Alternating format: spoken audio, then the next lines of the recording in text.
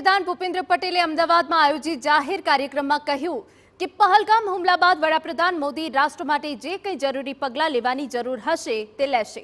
આકરા પગલાં લેવામાં વડાપ્રધાન મોદી કોઈ કચાશ નહીં છોડે। સાથે જ કહ્યું કે 140 કરોડ દેશવાસીઓને પીએમ મોદી પર સંપૂર્ણ વિશ્વાસ છે, એટલે પણ જરૂરી પગલાં લેવાના છે તે લેવાશે।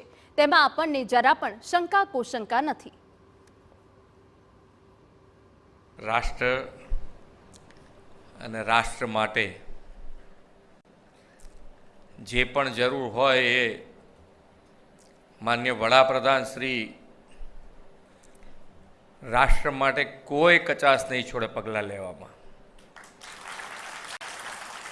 એ પાકો વિશ્વાસ ભારતના 140 કરોડ દેશવાસીઓને છે, એટલે એમાં આપણને શંકા કુશંકા કંઈ છે જ નહીં, તો થઈને જ રહેવાનું છે, એમાં કોઈ તકલીફ નથી।